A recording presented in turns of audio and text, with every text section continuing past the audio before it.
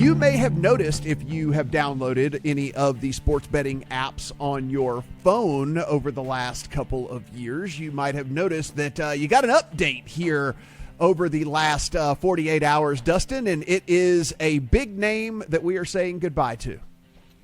Yeah, William Hill largely being retired in the U.S. as an online betting app. We knew this was coming. Caesars bought the U.S. operations of William Hill, and part of that plan was to start leveraging the Caesars Sportsbook with William Hill technology.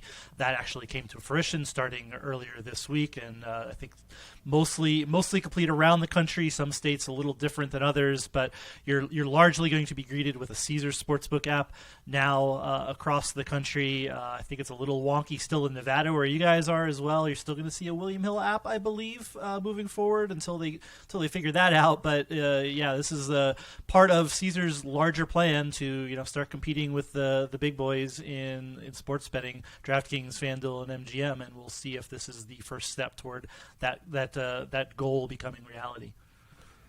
Yeah, Adam, this was one of the things that I was going to say as Dustin was giving his spiel right there. Is like, yes, except no. Because I have the apps on my phone because I like to check out all the different things from across the country.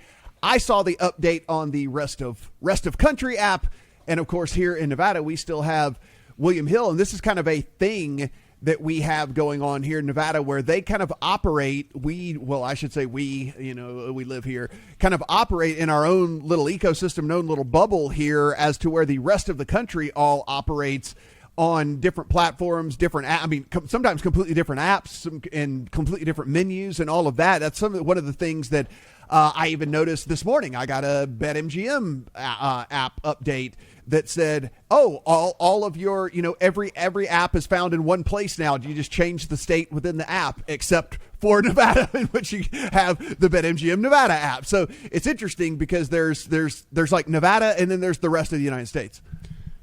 Right now, if you were to go look for William Hill in the App Store, you would find 5 different apps, because you would get the 3 separate apps that they have for Illinois, for Washington, D.C., and for Nevada. There is a Caesars Sportsbook by William Hill Nevada app, and then there is also the legacy William Hill Nevada app. So have fun with that, anyone in Nevada, with 2 different apps for the same sportsbook.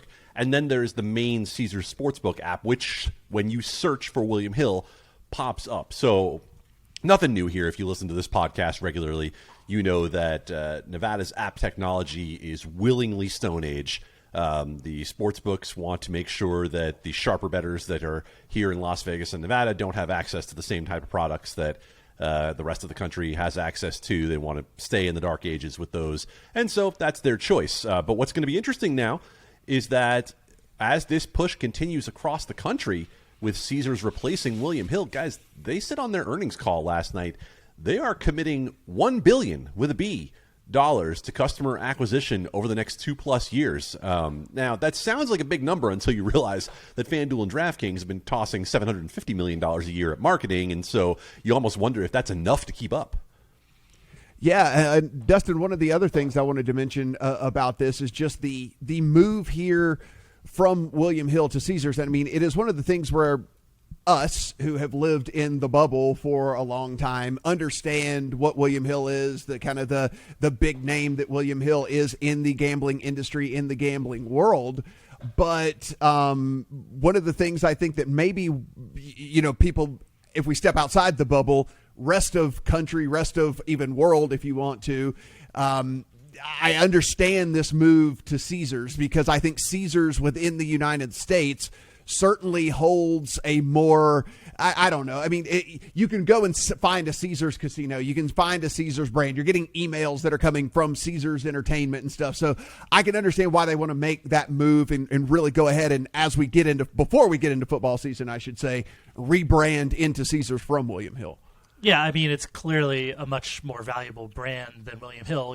We've seen sportsbook operators from Penn National to everyone else look at ways to increase their brand. And this is the easiest way. Like, yeah, outside of us, like, even if you're into sports betting, you're like, what's a William Hill? You might it has no name recognition unless you're in Nevada, or there's been a few land-based places around the country you might have heard of William Hill before. It doesn't have any value, and you're like, if you're trying to market William Hill, it just doesn't resonate here in the U.S. So Caesars, this is a no-brainer from that standpoint, from a marketing standpoint, to say, oh, here's a Caesars brand. People have likely heard of the Caesars property in Nevada, or as you said, there's Caesars properties kind of in a lot of states around the country. So it's much better there. You can link this to Caesars Rewards as well. You're trying to get online casino as well, because Caesars is much more of is also a casino brand as it rolls out across the country. So it just makes a ton of sense that this is a brand. With Adam on the $1 billion, yeah, I don't know. This is we've said this many times. This is the cost of trying to compete. If you want to compete, that is what you have to do. You either have to do something drastic like buy a brand. Caesars already thinks it has the good brand. There's not really a reason for it to purchase something, or to spend inane amounts of money. And that when you hear $1 billion, it sounds like an inane amount of money. But that's if they want to compete, it's not going to just be opening the doors and saying, "Hey, come bet at Caesars Sportsbook." It's putting a ton of money into customer acquisition. And Adam, circling back to Nevada here, I think one of the other things that maybe why we're not seeing the rebrand completely just yet is it seems like they still have a lot to work out here in Nevada, because one of the things with them being a third-party operator up until recently with Caesars buying them, they are present and very present inside other casino brands right now. And so you have, if you went over to, let's call it the Venetian or Palazzo right now, it is the William Hill Sportsbook inside the Venetian Palazzo, but now it's owned by Caesars. And so you're probably not going to find like the Caesars Sportsbook inside the Venetian Palazzo, or, all of these other casinos that were using William Hill as their sports betting provider. So we're probably going to see also, again, Cosmopolitan is another casino here on the Strip that was using William Hill that you're probably going to see a new operator. So there's probably still some logistics to be worked out here in Nevada as well as to what are these other properties going to do with their sports books? It really has to do with those smaller properties as well. I mean, the William Hill brand is ubiquitous in Nevada largely because they'd cornered a lot of that retail market early on before mobile sports betting caught on in a lot of different places in Nevada.